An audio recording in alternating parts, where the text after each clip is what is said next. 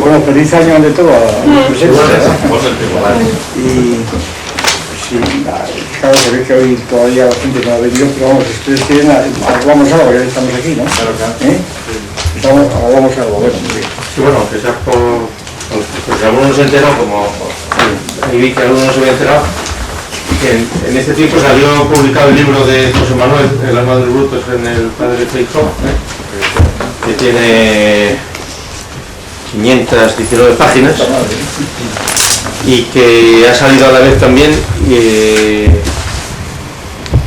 editado en internet, en PDF, gratis.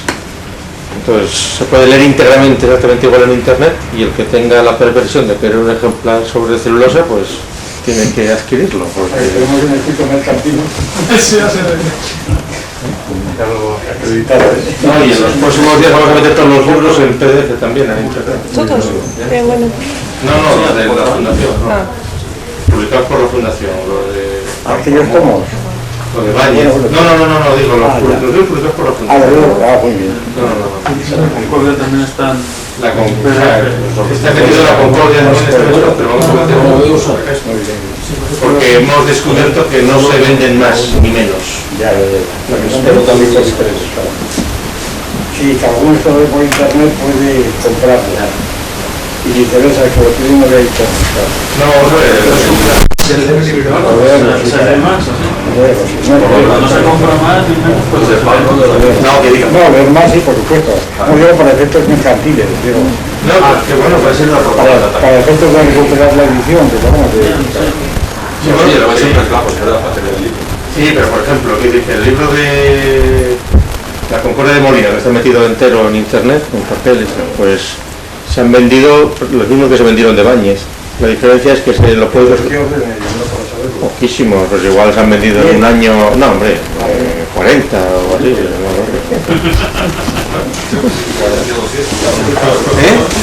No, muy pocos. Claro, es que son caros y... No, además, desde el punto de vista comercial hacemos una cosa, el ejemplar en papel se vende más caro. Digamos, el libro de José Manuel se vende a 30 euros.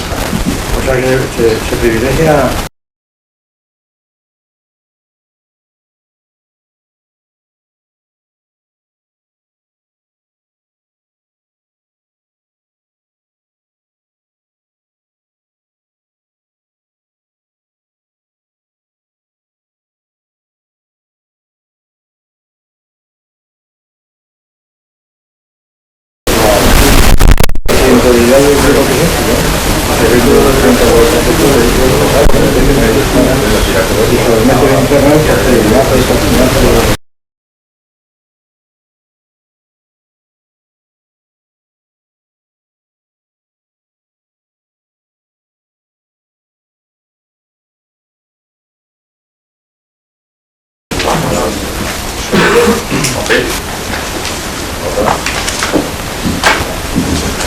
Muy bien, bueno, pues ya que estamos aquí, si les parece, podemos ya ir terminando pues, esta cuestión del logo trascendental, que ya, por mi parte, ya lo hemos copiado estas navidades, ¿no? Ya está copiado, va a seguir, no va a seguir cuando salga. Ahora, bueno, la copia es un monstruo completamente todavía. No, en febrero va a salir. En febrero, bueno, pues es justo decir, porque, bueno, está, pues eso es un puro borrador, todo con citas de memoria y demás imposible, ¿no?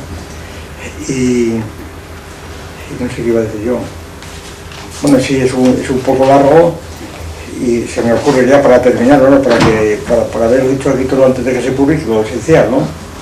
Pues vamos a hacer rápidamente un repaso de cómo ha quedado la estructuración. Es decir, esto, el asunto se titulará El puesto del ego trascendental en el matrimonio filosófico. Y consta de 6 capítulos, de los cuales hemos hablado, pues sí, ahora veremos a ver. En el capítulo primero, cuestiones preliminares, lo que hablamos al principio.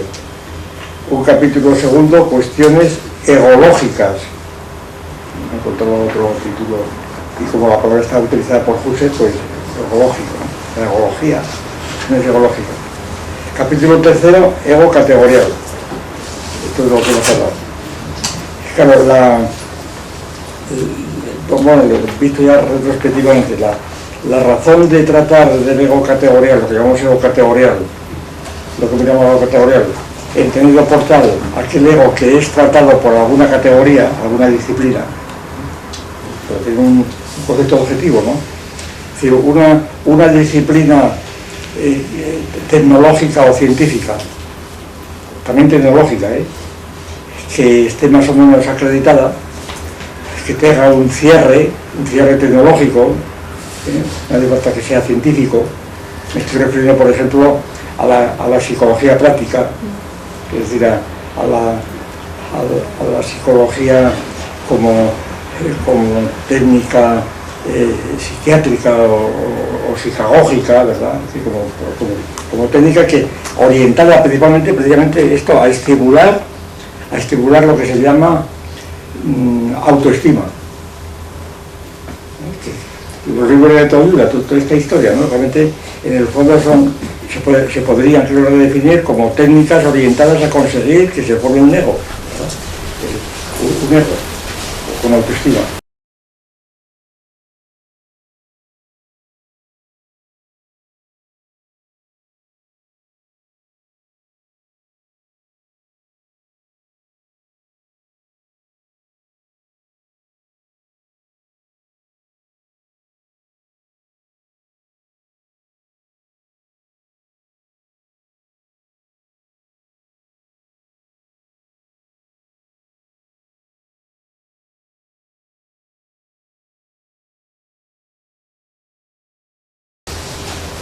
En el sentido tradicional, pues un concepto psicológico de adoración erótica, según Freud, del propio ego. Una actitud del propio ego. Esto se generaliza inmediatamente, claro, y se habla de narcisismo, pues referido, pues por ejemplo, que diría yo, referido a un ego que tiene egolatría, por ejemplo, política, ¿verdad? O referido incluso al chauvinismo. El chauvinismo sería un narcisismo colectivo, popular,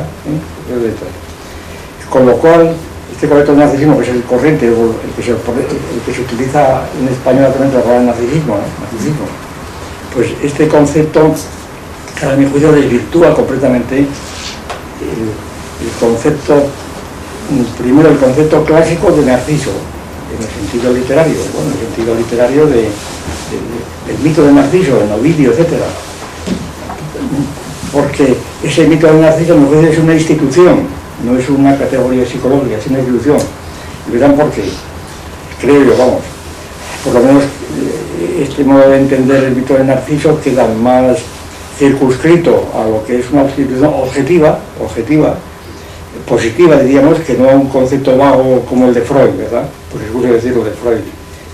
El narcisismo es una especie de desarrollo del ello que embrionario, que no ha llegado al yo y que centra su obsesión erótica hacia sí mismo, estas cosas de Freud, ¿no? Bien.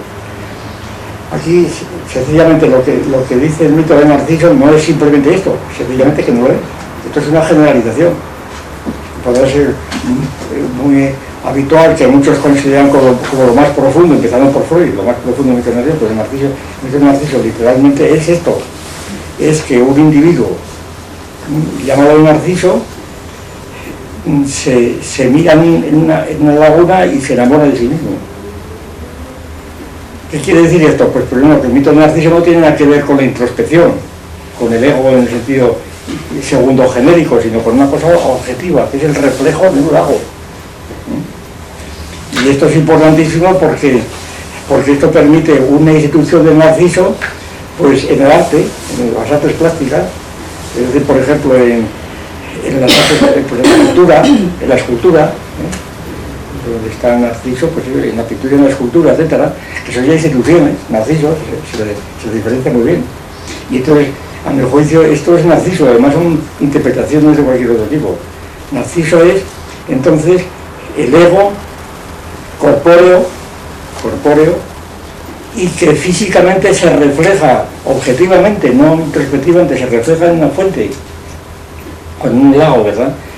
Y entonces, esta imagen suya, el reflejo que recibe de esta imagen, en la medida en que es contemplado por otros hombres, que eso es esencial también en el mito, la ninfa Eco, entre otros, también, pues entonces realimenta su proceso de estar contemplándose a sí mismo, y entonces el mito de Narciso no tiene nada que ver ni con la egolatría, no se puede, cuando se dice el Estado soy yo, de Luis XIV, ¿quién le llamaría eso narcisismo?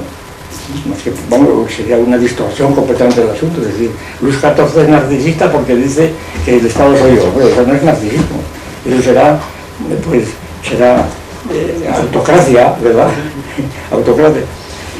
Cuando Yahvé dice, tantas veces hemos citado del Éxodo, cuando le pregunta a Moisés, dice, bueno, ¿cuál es tu nombre? Y la respuesta famosa le responde Moisés, yo soy el que soy. Eso es narcisismo de Yahvé. Hombre, eso no es narcisismo, eso simplemente es, pues, voluntad de poder. Es decir, a ti qué te importa como mi nombre, yo soy el que soy, a ti qué te importa, ¿verdad? Y además yo puedo cambiar de nombre cuando me dé la gana y a ti no te interesa saber cuál es mi nombre. Es decir, no tiene nada que ver con el narcisismo. Pero yo creo que se desvirtúa. Y Freud fue el principal, creo, impulsor de la desviación, y luego pues toda la literatura francesa, además. Entonces, ¿qué tiene que ver el ego diminuto, digamos, con el narcisismo como prototipo? No sé si es el mismo caso. Pues yo creo que si echamos la vista a lo que pasa hoy día, ¿quiénes son hoy día los narcisos? En el sentido literal. Pues yo creo que principalmente son los culturistas. Los culturistas, que son también una institución, los culturistas de gimnasio, es decir, que desarrollan músculos, bíceps, etcétera. Esos son narcisos con gran autoestima. Una autoestima, que esa autoestima es cosa de decir lo que vale, ¿no? Ahí demuestra también lo que es la autoestima, lo de tan basura que es de autoestima. ¿Autoestima en qué y por qué, verdad? El otro ejemplo del narcisismo hoy día, vamos, en ascenso, porque además estos son procesos realmente nuevos, en plan industrial, digamos así.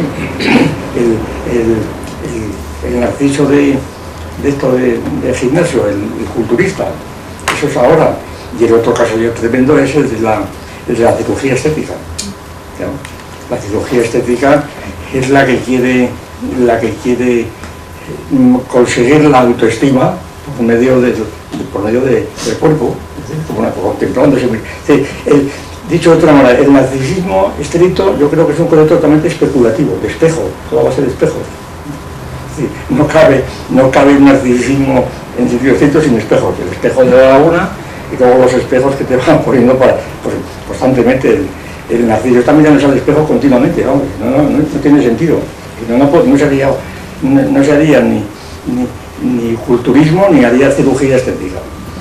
Y sin embargo este narcisismo es un ego diminuto, porque difícilmente puede haber un concepto más estrecho de ego que uno que se reduce a su propio cuerpo, ¿no? Su propio cuerpo. En ese sentido, claro, la estrategia que ha seguido todo este proceso ha sido contraponer el ego psicológico, que es el ego diminuto. Realmente los libros de Talvier giran siempre en torno a lo mismo, ¿verdad? Siempre en torno a lo mismo. La autoayuda, la falta de autoestima. Bien.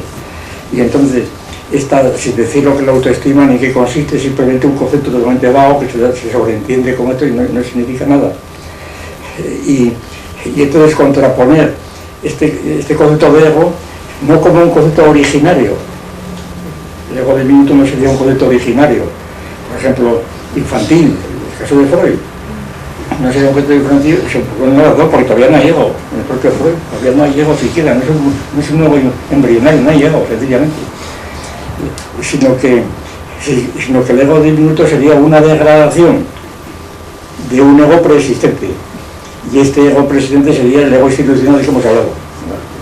Una vez que existe el ego en una sociedad, Entonces, la degradación de ese ego, por las razones que sean múltiples, pues sería el ego diminuto. Entonces, claro, cuando hablamos del ego trascendental, pues cuando se hablaba de aquel sumatorio famoso, ¿verdad? Aquel sumatorio, pues no es más que una colección indefinida de egos diminutos, realmente, de egos psicológicos, entonces no tiene nada que ver con el ego trascendental, que es la proyección de los propios que hacen el sumatorio, ¿no? O se puede interpretar así. Y entonces aquí, entonces la estrategia de todo lo que hemos expuesto es tratar de mostrar cómo lo que llamamos ego categorial pues comienza a ser algo distinto de un ego diminuto desde el principio, porque la institución del ego, o el ego como institución, ya está desbordado el narcisismo, es decir, no hay narcisismo. La institución del ego es otra cosa diferente, ¿verdad? Es una visión no freudiana del asunto, más bien se crea atletiana, y de aquí le voy a hablar con el psicoanálisis, ¿verdad? El ego es distinto. Y este ego institucional implica por supuesto, M1, pero M2 y M3. Y M3 lo implica principalmente por esta razón, para decirlo así rápidamente, porque, para dar un argumento, vamos, muy abstracto, pero porque el ego, en la medida en que supone el tú, el ello, etcétera, según hemos visto en la gramática y todo esto, el ego, supone una clase atributiva que se convierte en distributiva con relaciones de igualdad, semejanza, etcétera, que es un mundo M3. Es decir, que ya supone la aparición de multitud de operaciones lógicas en las cuales no hay ego. El ego es imprescindible de las operaciones lógicas. Por tanto, decir que el ego es un sentimiento irracional, prerracional, pues serían completamente cosas gratuitas, Cuando se dice que no es un concepto, que es una intuición, pero ¿eso qué es? O cuando decía Bill, me parece que hablamos de esto, ¿no? Cuando hablaba de conceptos deípticos, que no son conceptos, sino que son como intuiciones frente a conceptos. Pero el concepto de allí o de aquí, pues sigue siendo un concepto egocéntrico, decía Russell, pero son conceptos que son distintos de los otros, y la distinción se podría restablecer por aquella distinción que tal vez hemos citado, que es tradicional, pero que Cassirer la reexpuso como la distinción entre conceptos sustanciales y conceptos funcionales, ¿no? Pues simplemente lo que llaman conceptos, vida y demás, son conceptos sustantivos, sustanciales, que son los conceptos unívocos, en el fondo, conceptos unívocos, conceptos de clase, conceptos porfirianos, mientras que los conceptos funcionales, la función es una relación unívoca a la derecha, son los conceptos de relación, sencillamente, que es lo que Willer y Bertrand se quiere decir cuando habla de que el yo es lo mismo que el aquí y ahora, ¿verdad? Aquí, ahora, yo, y que por tanto cuando digo yo digo aquí estoy yo, ¿verdad? Entonces, el ego tiene un sentido, tiene una connotación, un sentido, pues originalmente enfático, no expresivo. Es decir, el ego no tendría una connotación expresiva de un sentimiento interior, ¿verdad? De feel, ¿verdad? Un sentimiento interior expresivo, sino que originalmente tendría un sentido enfático de decir eso, aquí estoy yo, de enfrentamiento, yo frente a tú, ¿verdad? Un sentimiento distinto, y entonces el yo es, según esto, el ego institucional sería simplemente una estructura no subjetiva, sino intersubjetiva, objetiva, es decir, institucional, simplemente institucional. Sin lo cual, la idea de ego trascendental pues parece que viene del cielo, en lugar de ser un desarrollo de este ego. Yo creo que ahí está el quid pro quo de este falso de entendimiento, de que los que entienden así luego empiezan ya por presuponer este ego subjetivo, íntimo, etcétera, etcétera, del cual no estamos hablando, y además desde el principio negamos su existencia originaria. Su existencia posterior, pues se muestra muy bien, como en el caso del narcisismo, en sentido positivo, el narcisismo positivo, se muestra muy bien como, porque, bueno, el análisis pues, puede ser mucho más abundante. El propio narcisismo supone un desdoblamiento de mi cuerpo con el que ves, un desdoblamiento que luego aparece en la vida cotidiana, en casos matemáticos, en casos de socias, del complejo de Capgras, toda esta serie tan enorme de malformaciones del ego, que el caso del doble de Aristóteles, ¿verdad? El jinete que va cabalgando y ve a su lado otro jinete, que sí que es el mismo, ¿verdad? Que no sabe diferenciarlo. Los casos patológicos de la mujer, esto cuenta mucho de esto Jasper, en la psicopatología de Jasper. La mujer que, vamos a ver cómo era, sí, que tiene tal temor, porque ve siempre al que ve enfrente, lo ve siempre como doble de otro. De manera que su marido lo ve como el hermano gemelo del marido. Y entonces le niega ¿cómo se llama?, el débito matrimonial, porque a lo mejor eres tu hermano, no eres tú, ¿verdad? Hay cosas de ese tipo.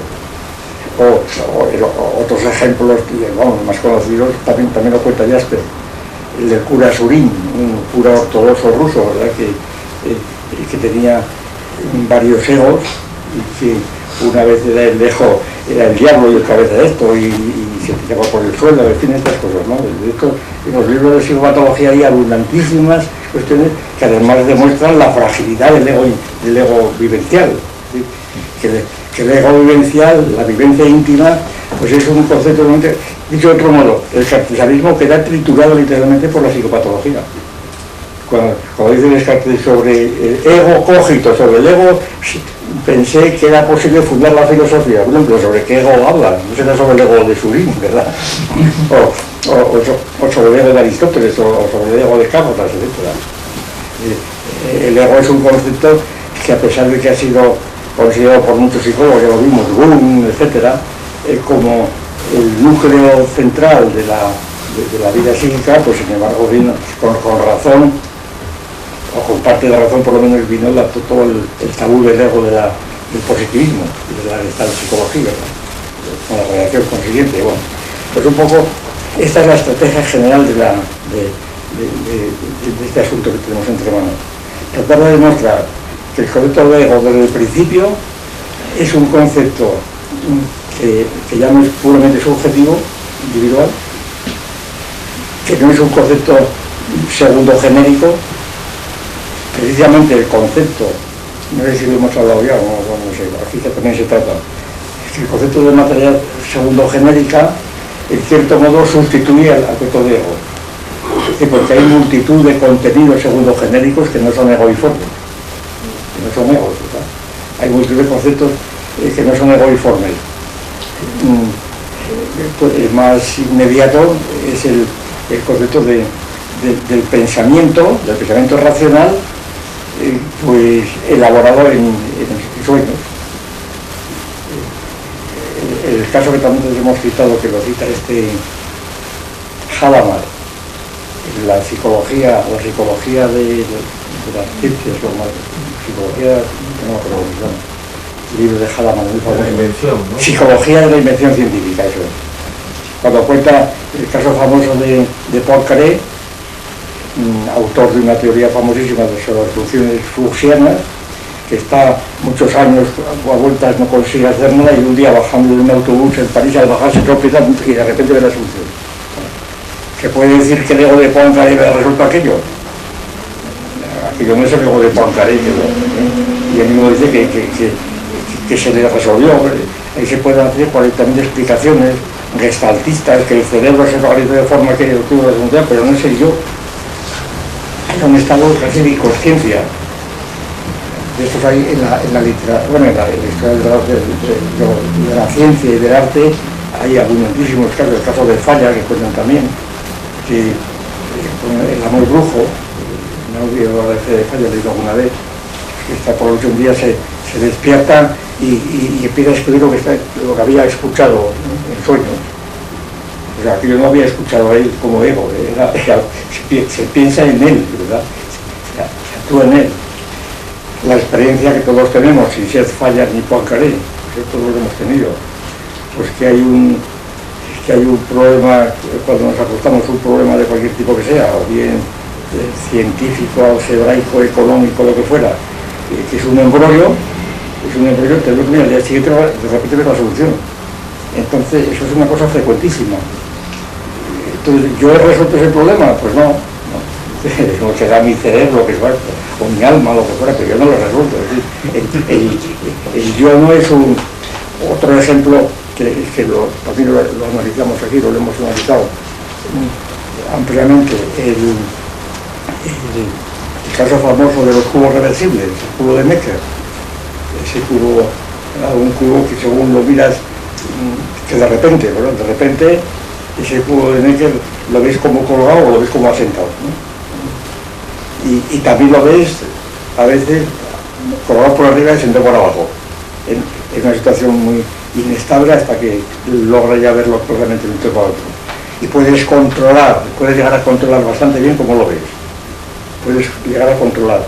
Si te tomas un poco de tiempo, en lugar de esperar, estás tú mirando el cubo de Necker, o bien en un dibujo, o bien en las baldosas de ahí que a veces ponen de esto, me parece que en una iglesia de Segovia, por ahí, no me acuerdo, hace muchísimos años, una sinagoga.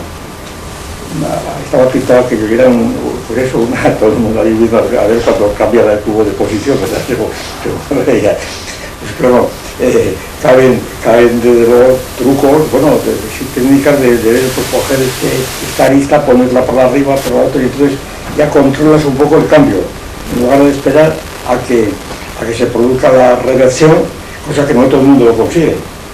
Porque muchas veces hace años que hacíamos esto en la facultad, pues muchos no lograban, estaban totalmente fijados en uno y no veían, y les parecía que estabas tú engañándoles, que usted no lo ve, que yo le decía, y lo veían. Pues el análisis que hacemos de este cubo de Necker va por esta vía, pues que el cubo de Necker es un típico ejemplo de contenido segundo genérico. Claro, primero porque el cubo de Necker no es un cubo, porque es un plano, es una figura plana. Entonces, llamarle cubo es un exceso, no está el cubo, lo ves como cubo, lo percibes como el primer cubo, y tú percibes ahí una realidad, percibes algo que tú interpretas como una realidad tridimensional, pero es bidimensional. Y entonces la realidad que allí percibes tridimensional es puramente, pues decimos, imaginaria, es decir, es segundo genérica, es un contenido de conciencia, por decirlo así. Y tampoco es egoiforme, no tiene nada que ver con el ego, simplemente es tu conciencia visual, como dicen algunos, que está, llamarle conciencia visual también es un modo de hablar, ¿verdad? Tu visión, simplemente tu visión no es tu ego, es la visión tuya, está viendo una cosa u otra, ¿verdad? Y luego una serie de cuestiones ahí que surgen en ese mismo tiempo, porque hay muchos experimentos, como saben, sobre el cubo de Necker de la época del estantismo y demás. Bien. Bueno, pues todo esto va por ahí. Claro, la idea esta de la utilización de este ejemplo y otros muchos que podrían también utilizar, yo aquí me centro en esto porque no hay tiempo de más, vamos, además es suficiente, diríamos necesario y suficiente, lo demás sería prolicidad pura. Pero es un ejemplo, creo, de estos decisivos para mostrar cómo hay contenidos segundo genéricos, no son primogenéricos. Lo primogenérico es la red de segmentos que están ahí pintados en un plano que están ahí pintados y que es justamente lo que no ves. Lo que no ves y esto que estás viendo es un contenido puramente en vigilia, no es en sueños, es en vigilia. Es un contenido segundo en vigilia, pero al mismo tiempo no es del ego, no es una cuestión del ego, porque cuando te cambian de un sitio para otro no eres tú el que lo cambia, simplemente se te cambia en tu visión, es una cosa que es totalmente impersonal, por decirlo así. Pues entonces en este capítulo 13 de los ego categorial se trata, ya recuerdan, pues, hemos hablado del ego gramatical, del ego jurídico. Lo del ego jurídico tiene principalmente este argumento principal. Esto es una cosa que está absolutamente abierta porque viene el primer tipo de consultar pues, tratados de derecho procesal o derecho civil, más que lo que te acordabas de memoria, ¿verdad? Bueno, de mirar un poco las partidas, a ver qué había, pero en fin. Pero la cuestión del ego, del ego jurídico como ego institucional típico, yo sobre todo la veo muy clara, muy interesante en el derecho procesal, en el testimonio del testigo, y la diferencia entre decir, por ejemplo, hay un juicio donde se está juzgando un asesinato, ¿verdad? Y entonces está allí, y el asesino, pues yo lo llamo Juan Sánchez, pero Juan Sánchez ha sido asesinado, y entonces aparece un testigo ad oculo, un testigo de vista, que dice, yo he visto el asesinato, ¿verdad? Y entonces en el juicio el testigo, que tiene una serie de condiciones que los diversos ordenamientos jurídicos establecen, el testigo que se llama Antonio Pérez, ¿verdad? El testigo, si dice yo lo he visto, es un visto que dice Antonio Pérez lo ha visto, impersonal, ¿verdad? ¿Por qué? Porque si dice Antonio Pérez lo ha visto, tiene que notar primero que él es Antonio Pérez, segundo que Antonio Pérez lo vio, es decir, pero lo que allí dice no es en cambio se dice y yo lo he visto, entonces es él mismo el que está formando parte de la prueba esencial, es el testigo, precisamente yo, no Antonio Pérez, es decir, yo que estoy aquí presente. Claro, por eso la prueba testifical es tan tardía, es una cosa de derecho romano muy tardía, porque no se hacen otras pruebas de otro tipo, ¿verdad? Es decir, la prueba testifical supone ya unos jueces, un juzgado, unos procedimientos, supone una sociedad muy desarrollada donde hay egos institucionales, donde yo y tú, ¿verdad? Es decir, el ego es un motor totalmente institucional, no tiene nada que ver con la psicología. Yo digo, hay una frase que, en fin, que perdonen los psicólogos, ¿eh? Digo, el yo es demasiado importante como para ser dejado en manos de psicólogos, ¿verdad? Sí, porque los psicólogos tienden siempre a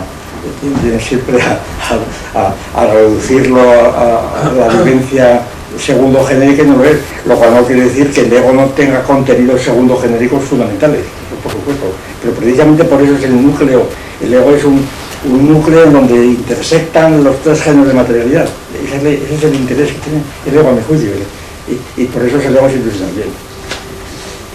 Entonces, mientras que por ejemplo el caso de Narciso que hemos visto, pues Narciso es un ego interpretado como ego segundo genérico porque es el yo de Narciso cuando realmente no lo es como el cubo de Necker.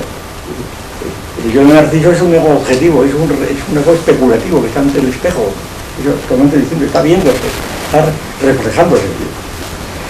Bueno, pues el ego gramatical, el ego jurídico, ego psicológico, todo esto que vimos de estas cosas que vimos a través de Boone, de James, de Freud, de Werner, etc. Luego habíamos pasado, hasta aquí habíamos llegado, yo creo. El ego etnológico, ahora decimos las palabras. El ego natural, el ego etológico y ego orgánico. Claro que el que está más de moda, precisamente el libro de José Manuel, que lo pone a actualidad. Máquina, el ego máquina, y la máquina del ego. El ego de la máquina, ¿no? El ego de un autómata. Y ya se trata si no del aspecto del robot, con ego y tal. Entonces, cada vez más. Bien. Bueno, este es el capítulo tercero. Pero que, repito, que el interés de estudiar otras categorías es este, no es otro.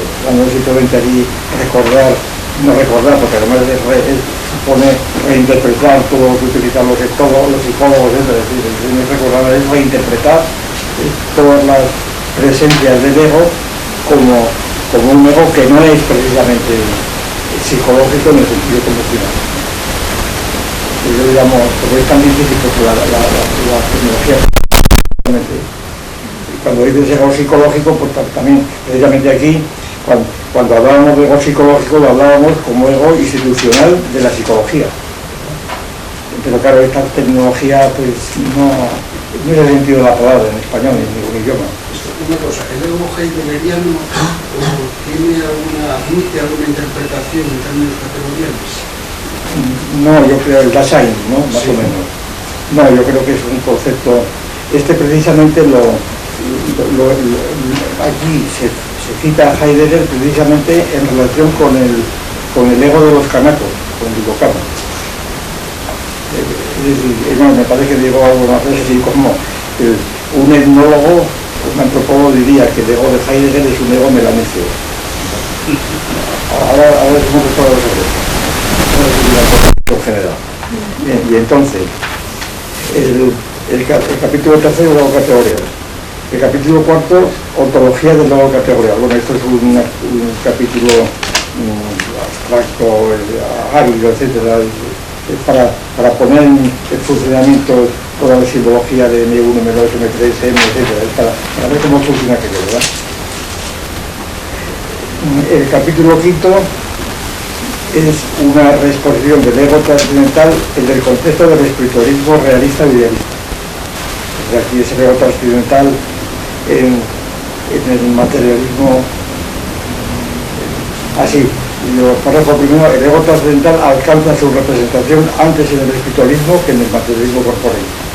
Es decir, como de hecho, yo lo he encontrado así, ¿no? A mí me da igual, pero he encontrado que el ego trascendental aparece sobre todo en el espiritualismo, en primer lugar, ¿no? Entonces, pues aquí se estudian las manifestaciones teológicas del ego trascendental, vinculándolo siempre, vinculándolo a situaciones pues objetivas de carácter sobre todo político y tecnológico. Lo principal es, aquí ejerce una función especial por todas las cuestiones especulativas. Bueno, ahí sí que es imposible, yo lo veo como puras hipótesis, ¿no? Porque, primero, lo más importante es la cuestión del ego de los mesopotámicos, el Lil famoso, el Lil, ¿verdad? El Lil. Es como el Dios que domina todo, yo soy el Dios que domina todos los hombres, que soy yo, la función es yo. Que yo, pero tiene que ser un Dios mítico, pues anda que el Dios de Santo Tomás, o el Dios de Averroes, o el Dios de Heidegger, ¿verdad? Más mitológico, más metafísico. Es decir, que ahí se trata de demostrar cómo el ego en Lil, y sobre todo, también es obligado, pero es que no hay más remedio, es obligado a hablar de Akenatón, es obligado. ¿Por qué? Pues porque casi todas las religiones establece que Akenatón hizo una gran revolución, ¿verdad? Donde estableció el Dios monoteísta, el cual por sí no tendría mayor importancia, creo, si no fuera porque las fechas coinciden literalmente que Moisés tuvo algo que ver con aquello. Y claro, y el que ya es un dato ya positivo, ya innegable, ¿verdad? Es el yo del Éxodo, del Antiguo Testamento, en donde aparece la palabra el yo, y además el yo y Yahvé. Yahvé significa yo soy. En hebreo, Yahvé, yo soy. Y ahí está, yo soy. Yo soy. Y el Dios de Yahvé, claro, y es el Dios que está completamente en la fuente de toda nuestra civilización. Es decir, es que marca ya una diferencia esencial, yo creo, entre nuestra civilización, vamos a llamarlo así, ¿verdad? Claro, aquí también yo no tengo más remedio que decantarme, porque si no todo se desvirtúa, claramente en establecer totalmente lo que es por otra parte lo más habitual, aunque criticado totalmente por el relativismo y demás. Y presupongo que nuestra civilización o cultura, la civilización occidental, es lo que tradicionalmente se llama la civilización judeo-cristiana, y que es totalmente distinta de las africanas, de las orientales, que son distintas, aunque luego convivan. Entonces, y por supuesto de las orientales. Es decir, en el caso de las orientales ya lo vimos el año pasado. Es decir, todo el fenómeno del budismo y del hinduismo consiste en eliminar el yo, eliminarlo completamente desde el principio, ¿verdad? El tabú del ego, el yo es una aberración, y Brahman tampoco es un yo, tampoco es un ego, dice que es ego, es otra cosa distinta, es otra cosa que yo no digo que sea verdadera cosa, digo que eso está fuera de nuestro contexto, como de la otra occidental. Pero en cambio, en esta civilización, claro, la figura de Yahvé es fundamental, porque es el que dice yo soy el que soy, el de la otra occidental. hombre, es que esto es teológico, bueno, naturalmente que es teológico, pero precisamente uno de los que ha desarrollado precisamente ese yo, en el sentido de hacerlo idéntico al hombre, claro, es el cristianismo por el dogma de la encarnación, esa es la cuestión. Es la única religión que esto, claro, lo que pasa es que estamos acostumbrados con esto de las religiones del libro a confundir todo, ¿verdad? Es una religión más, es el Dios monoteísta, si no es todo Dios monoteísta, el Dios monoteísta es el de Aristóteles, y además no es religioso, el Dios de Aristóteles no es religioso. Muchas veces hemos dicho esto, ¿no? Aristóteles niega la religión, porque es un Dios que sencillamente es un Dios autista que no conoce al mundo ni nombre a él, entonces es una especie de mecanismo para mover el mundo y que luego él, efectivamente, pues cuando se pregunta en metafísica, bueno, ¿y cómo puede ser este primer motor?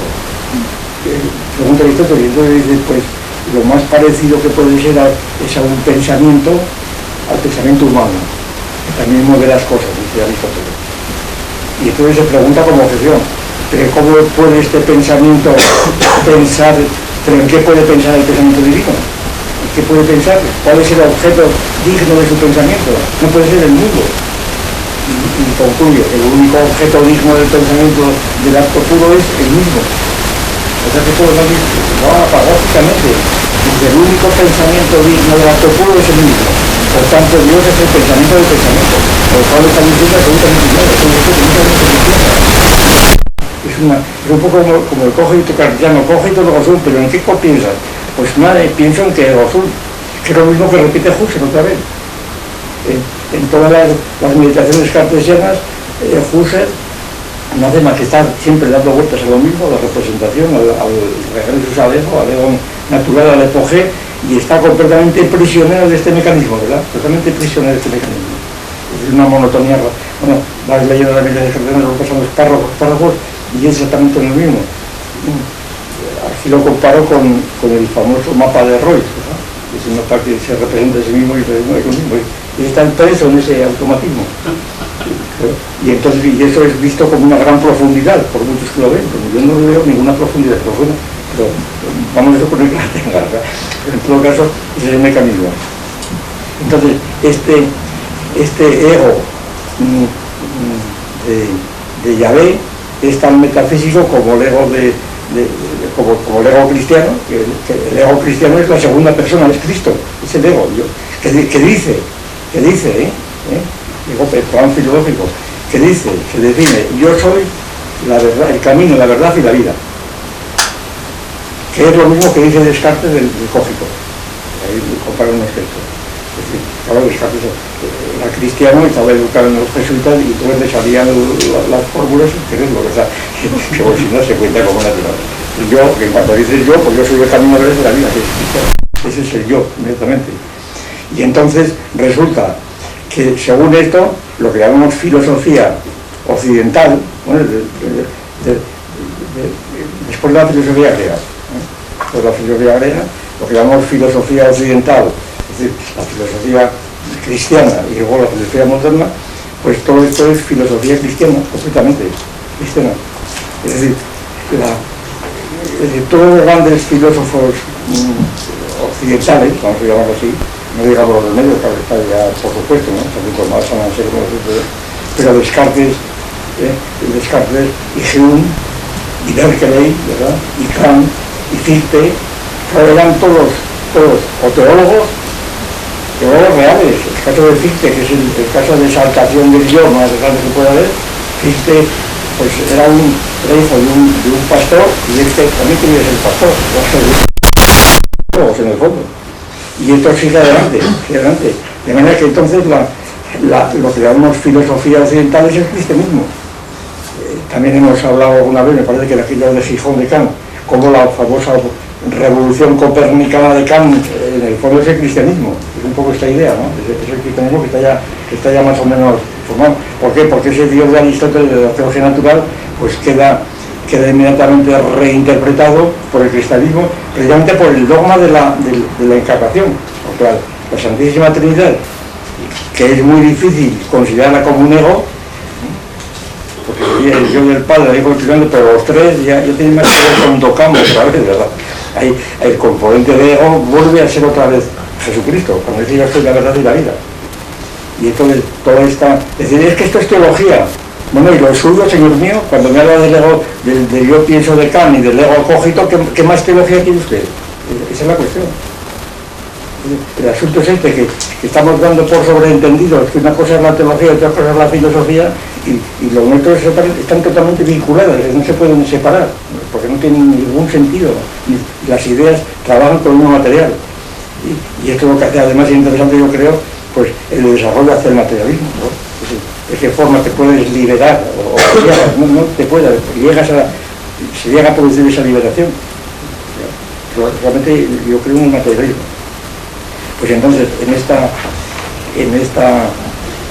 capítulo quinto, pues habla del ego trascendental, manejo teológica del ego trascendental, el ego trascendental del ego kantiano, el ego trascendental del ego de Fichte y el ego trascendental de la filosofía de Husserl. Y por último, el último capítulo sexto, pues se habla del ego trascendental en el materialismo filosófico. Aquí pues un poco la exposición de las funciones principales que se atribuyen al ego trascendental, claro que aquí se presentan, claro, como totalmente esenciales para el materialismo. Es decir, si suprimimos esto, se desploma completamente el sistema, totalmente desploma. Es decir, no es ocioso ni mucho menos, es una frivolidad. Es decir, me parece muy bien que alguien quiera eliminar eso, pero que se siga llamando que tiene algo que ver con el materialismo filosófico, no tiene absolutamente nada que ver con eso. Bien, pues vamos a ver, lo que pasa que ya es muy tarde.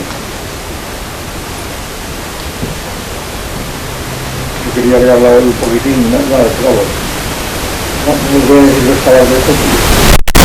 Donde nos habíamos detenido era en el párrafo 3 del capítulo 3, que era el ego institucional etnológico, el ego etnológico. Una de dos palabras. Que es uno de los capítulos, yo creo, más ricos, más interesantes. Bueno, dos palabras para decir por dónde vamos. El ego etnológico, por definición, tal como estamos, es el ego tal como lo tratamos en nuevo. Tal como lo tratamos en nuevo. Entendido por etnología, otra vez, estamos aquí. Entendido por etnología, la disciplina que estudia a los bárbaros y a los salvajes. Entonces, esta definición es totalmente hoy día pues, popular, ¿no? Después de aquello de Levi-Strauss, los salvajes se llaman los salvajes. Es decir, yo después de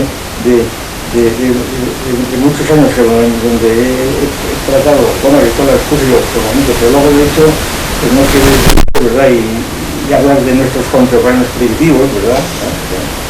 El relativismo, ahora con esto de la inmigración, es decir, ¿por qué llama salvaje?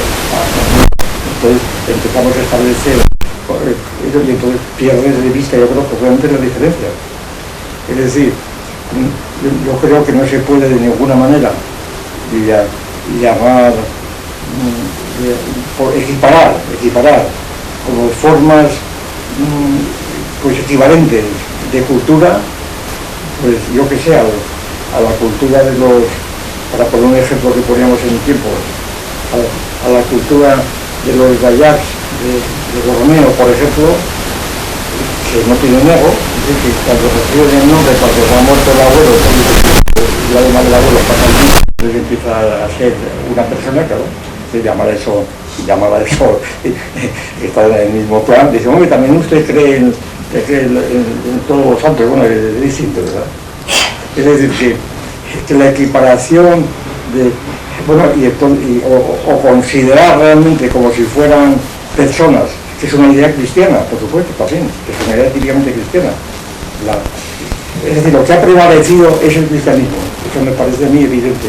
Lo que ha prevalecido en la historia también ha sido el cristianismo desde el punto de vista práctico, es decir, de considerar, que es la idea de la caridad, el considerar a todos los que tienen forma humana como si fueran iguales a ti, ¿verdad? Para todos los efectos.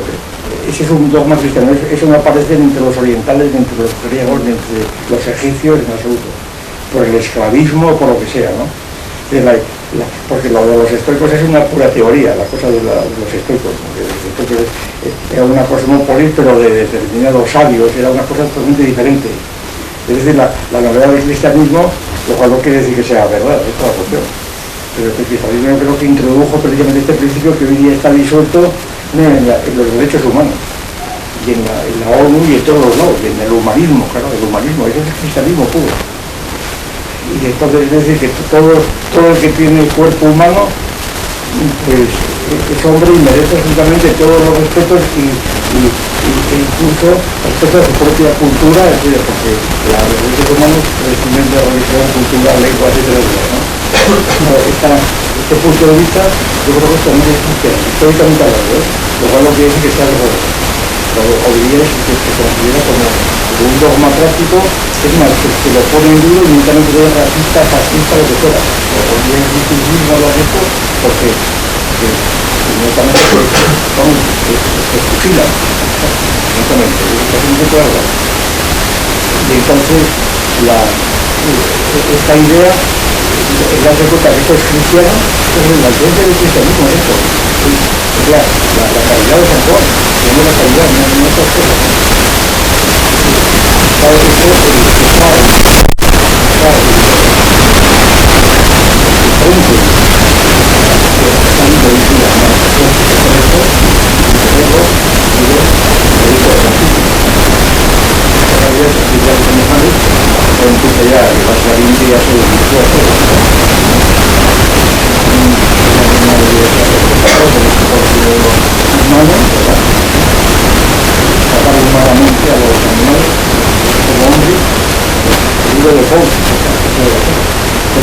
Este es un cristianismo que ha pasado límite a la cristianismo virtual. Ahora, el primer cristianismo es donde pasa la frontera divisoria de lo que es uno y lo que es no. El cristianismo histórico todo eso de la frontera, el arquitecto y el adversario,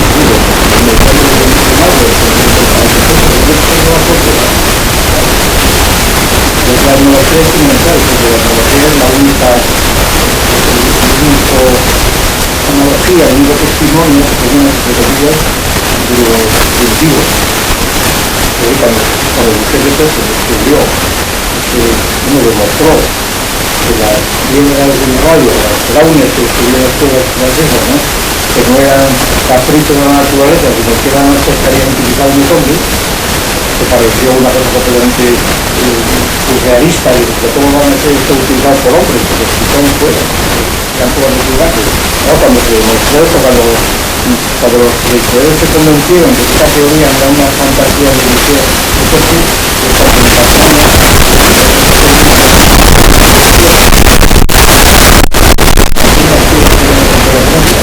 cuando ya se demostró aquello, entonces los tasmanos fueron el argumento de actuales primitivos en lo que podían ser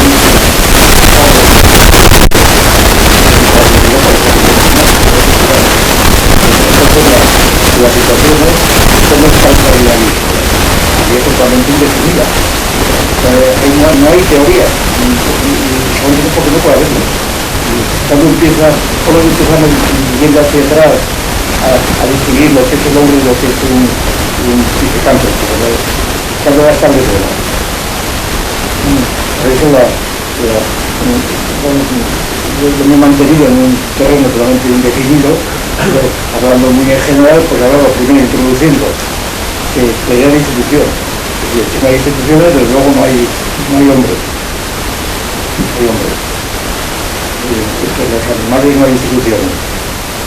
Es un criterio objetivo, que da mucho más de sí que hablar del lenguaje o de lo que fuera, ¿no?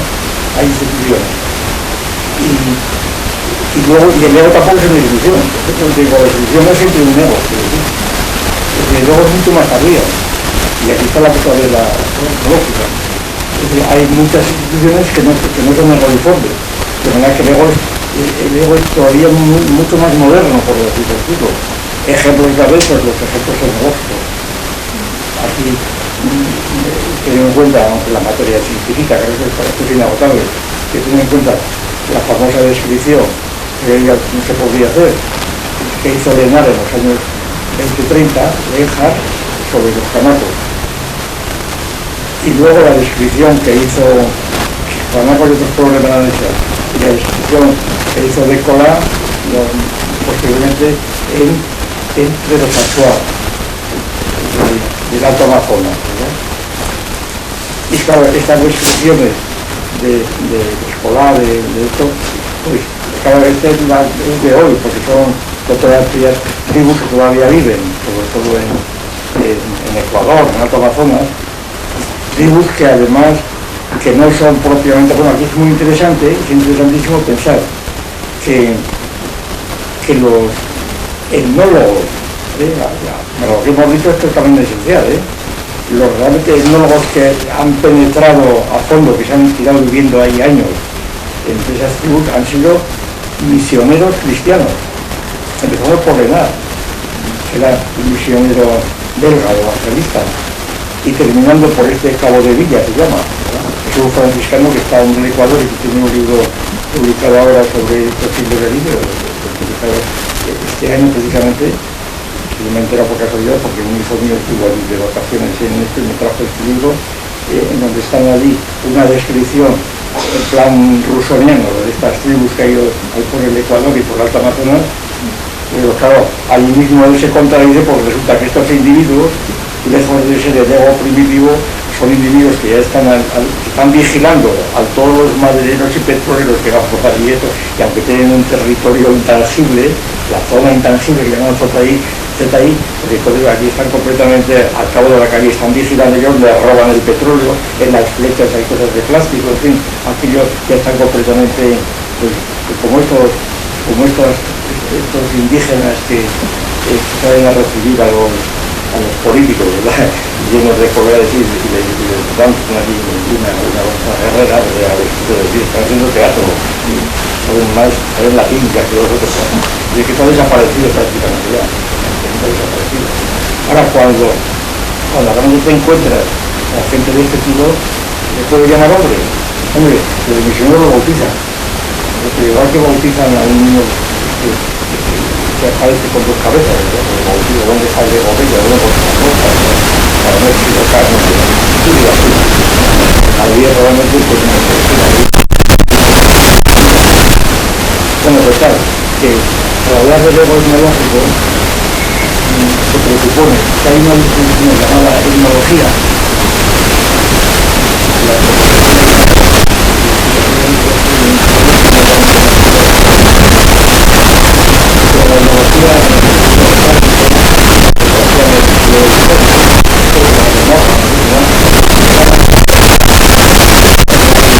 De los pueblos lejanos de España, de las culturas lejanas de España,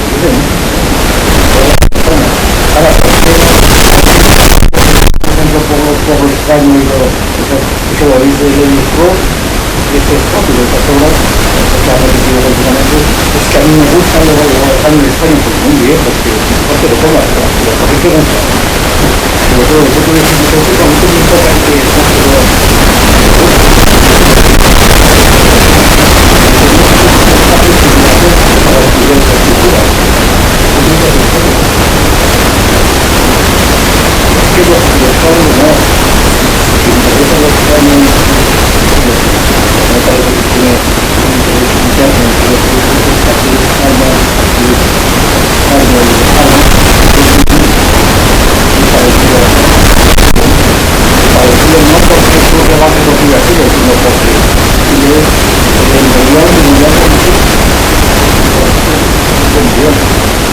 y ese embrión que ha salido, ese embrión hay que analizarlo, no sabe muy bien qué consiste. Si hay instituciones, pues hay un nexo, pero realmente están todas tan distintas, y aquí viene puesto a la terminal, porque este tipo de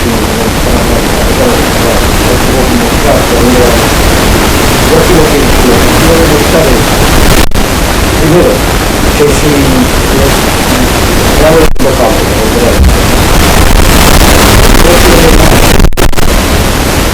el decano no es negro, es un negro. Y con candidatos para mostrar cómo los chamacos, primero, en lugar de tener conciencia de ego, ya se sienten inmersos en una estructura temporal, de histórica y presente, como el abuelo, el padre, el nieto y el nieto. Entonces, el canaco está siempre dentro de esa estructura temporal, que ya no es nada, está por encima de eso, y de todo. Y entonces, y por supuesto, a ese canal se llega mediante la palabra. La palabra. Que produce el mar por mor, por palabra, mor. Y entonces dice, y esa traducción, dice Leonard, no la hice yo, la hicieron ellos mismos. Cuando se convirtieron, cuando fueron bautizados y convirtieron al cristianismo, y cuando escucharon, es un dato interesantísimo de Leonard, ¿no? Que es considerado como un prejuicio por parte de los críticos, pero es la clave del asunto. Dice Leonard, yo no sabía lo que era ni ley ni jefe, cuando yo me di cuenta que eran palabras cuando uno de los nativos, porque aquí ya estaba pensando a ver si se va a hacer con Juan, pues escuchó aquello de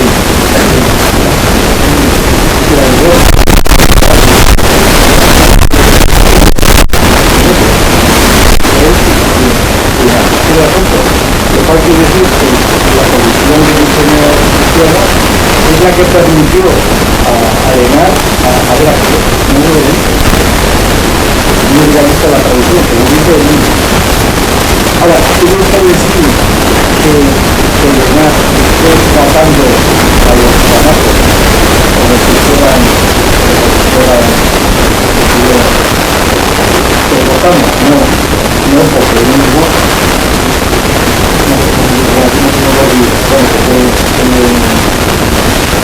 luchar con ellos. Dice, primero,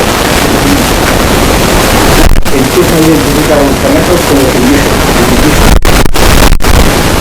El indígena es un concepto de vida objetivo.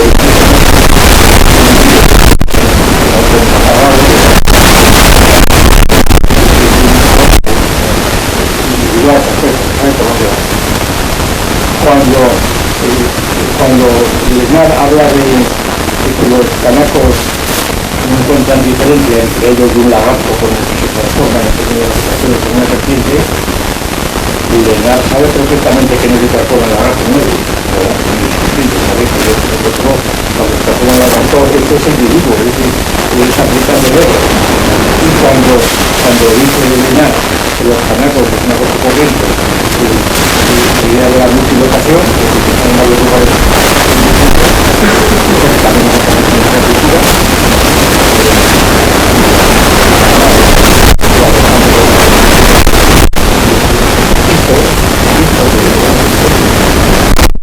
el propio Pitágoras, que estuvo a la vez en Metaponto y en Atenas, no sé dónde, ¿verdad? De la idea de Cagliostro, el caso de Cagliostro, claro, eso es un mito que está vivo. Cuando Cagliostro sale en un caballo, en un carro tirado por 4 caballos blancos, sale a la vez por las 4 puertas de Basilea, ¿verdad?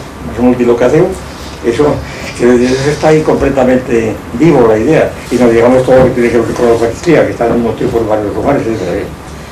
Entonces, sin embargo, Leonard no se atreve, no comparte esto. Es decir, Leonard sabe que este canaco no está en un tipo de lugares a la vez, lo está siguiendo, es decir, le está aplicando la idea de ego corpóreo. Y sin embargo dice que no es el ego, pero fíjense lo que ocurre, y esta es la prueba definitiva. Hace unos esquemas, unos gráficos, donde pone a 1, a 2, a 3, a 4, unas flechas que van de eso al lagarto, al otro de más allá, ¿verdad? Una red, y dice, el ego sería este punto, que es el lugar vacío, que es un modo elegante de decir que no hay ego, porque resulta que el ego es el lugar vacío.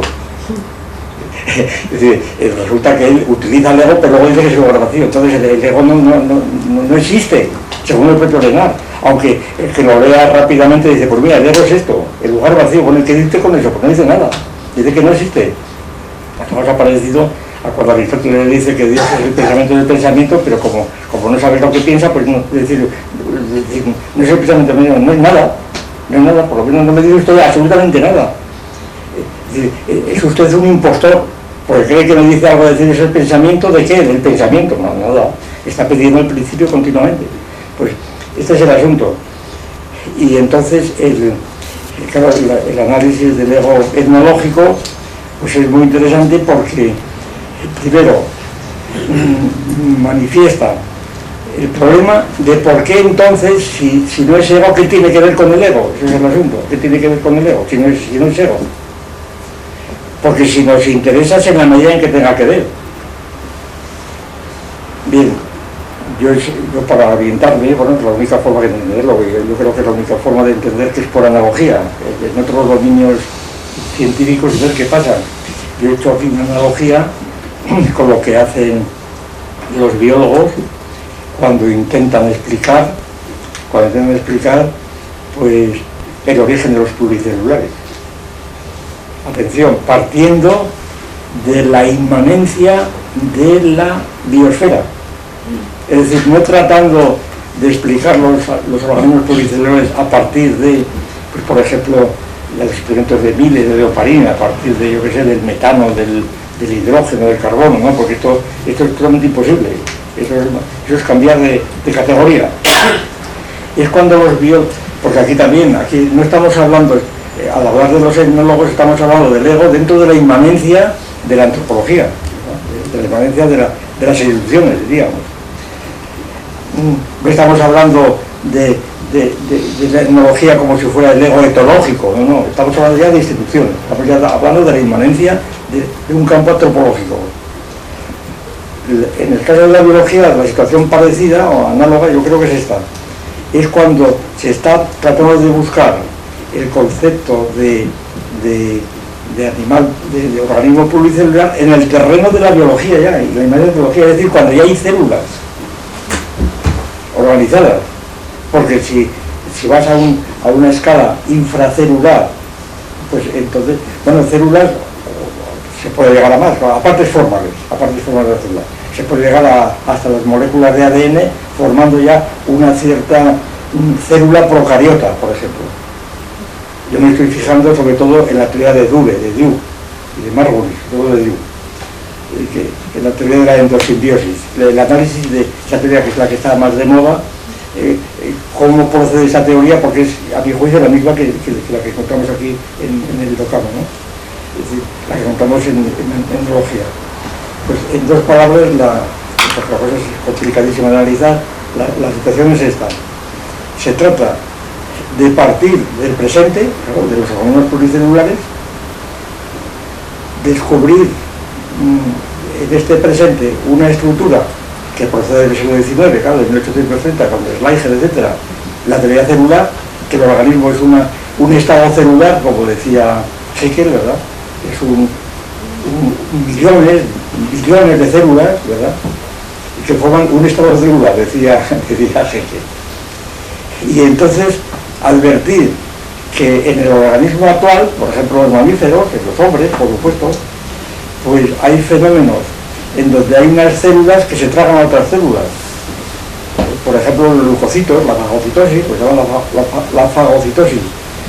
Y que las células, estas células que se tragan a otras, los fagocitos, tienen una escala de una micra, que es la escala precisamente que tienen las células procariotas, ¿verdad?, antes de haber crecido para tragarse a otras bacterias de su entorno, que son aquellas que la asimilan, ¿verdad?, por toda una serie de mecanismos que los introducen de las membranas que van replegándose para aumentar la superficie, etcétera, las van integrando. Total, que entonces resulta que a partir de una situación precámbrica, diríamos, donde hay un mar, la sopa primigenia, ¿verdad?, donde hay una multitud de seres vivientes llamadas de distintas maneras, ¿verdad?, primordiantes, se llaman de muchas maneras, pero que no son células todavía. A partir de esta idea es donde el desarrollo de estas unidades, una micra vamos a poner, muy inferiores, ya en escala nanométrica, quiero decir, una micra estaría casi se toca con el dedo, ¿no? Entonces, en escala de una micra, a partir de ahí parte la teoría de la endosimbiosis. les van explicando de un modo realmente muy bonito, admirable, o hay muy discutido, pero con muchos partidarios cada vez más, de cómo de esta situación tan solo primitiva, en una atmósfera anoxigénica, se van formando, van creciendo, porque tienen las membranas, van creciendo, algunas de ellas se hacen gigantes, van integrando, pues qué sé yo, la multitud de orgánulos que tiene la célula, y entonces de estos orgánulos van resultando, por asociación, otras células superiores, y tal, a lo que voy. ¿En qué consiste la reconstrucción del organismo a partir de estos elementos del organismo actual? Primero, hace falta suponer que los elementos que se postulan en el Cámbrico son muy parecidos a los autores. Comparar, a veces dan las asociaciones de estos orgánulos primitivos en lugar a situaciones completamente alucinatorias. Bueno, hay se descubrieron a principios del siglo, que luego se han espabilado en muchos últimos años, ¿no? Diagón, famosos de cosas muy interesantes, ¿no? No estoy acordado de que se llama la lucigenia, alucigenia, porque son morfologías de animales completamente como oníricas, como el suelo, ¿no? Parece mentira que pueda haber algo pero están ahí, ¿no? Entonces, la opavinia, la lucigenia, una floración que hay en el Cámbrico, lo que llama la explosión del Cámbrico, 831 a.C., y entonces esta floración contiene factores que están presentes y por supuesto anteriores a ella. Pero eso es la clave, el caso más evidente es el de la fagocitosis. Y entonces, ¿qué ocurre? Pues el mecanismo sería el regreso del organismo actual al precámbrico o al cámbrico sería el proyectar, no proyectar, sino utilizar el esquema del organismo como un organismo disperso, que se podría desintegrar. Y es un organismo disperso. Supone que es un organismo que se va reorganizando hasta tener un organismo actual, es un mecanismo. Yo creo que eso es lo que está haciendo aquí. Aquí estamos utilizando una especie de estructuras actuales en donde se mezcla las cosas más diversas, se disgregan los factores o componentes o partes de esa degradación se van encontrando una vez en los canacos, otra vez en los actuales, etc. Y se va a tratar de explicar cómo aquello va evolucionando hasta producir el ego institucional, lo cual supone, entre otras cosas, pues, yo creo que es imprescindible. A mí me parece que, bueno, lo hay que investigar en cada caso concreto, pero que en líneas generales me parece que es llegar a una sociedad, a un grupo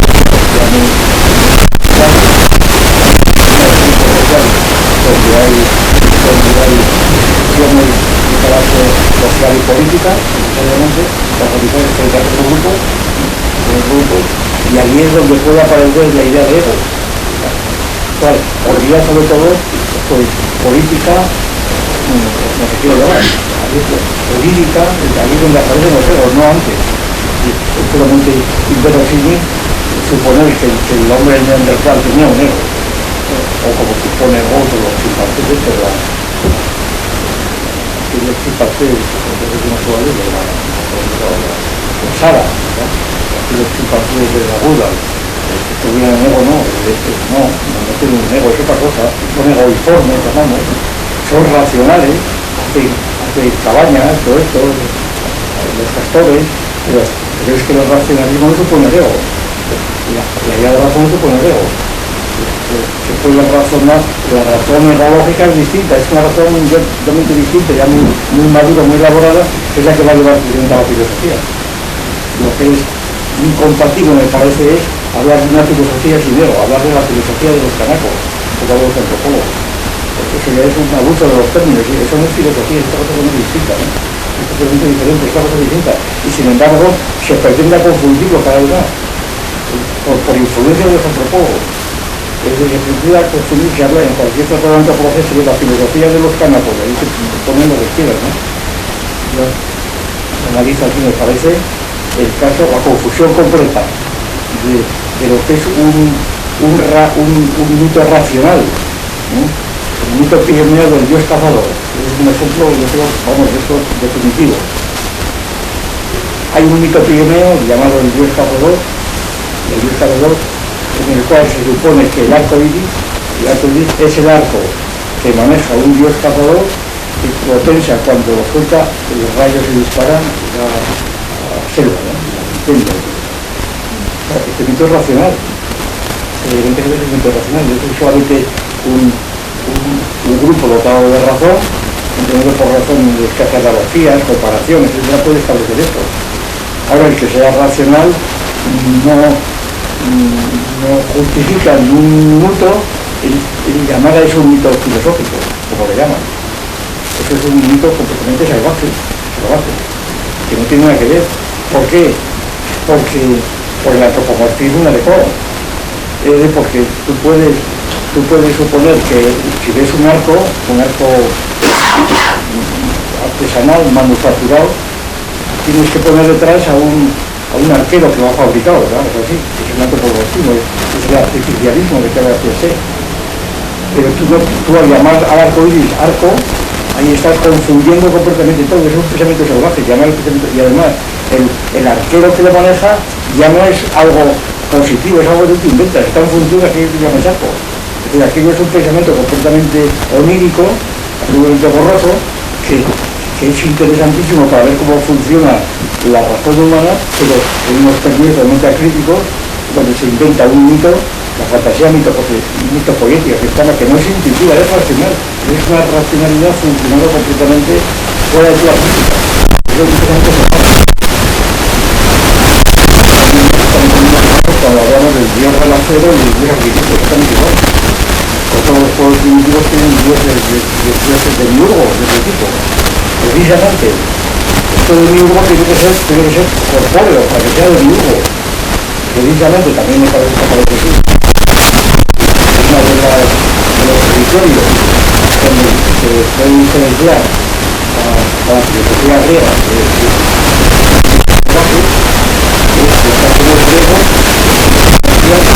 caso del dios de Anaxágoras y el enemigo del primero de Platón. El dios de Anaxágoras es un dios, el dios de Anaxágoras es incorpóreo, está fuera del mundo, es incorpóreo, hay una crítica al antropomorfismo, la crítica que la filosofía griega hizo contra el antropomorfismo secundario, y el dios de Anaxágoras es incorpóreo, eso lo dice Anaxágoras. Porque ya lo justifica como un filósofo que también tiene un del Pigmeo.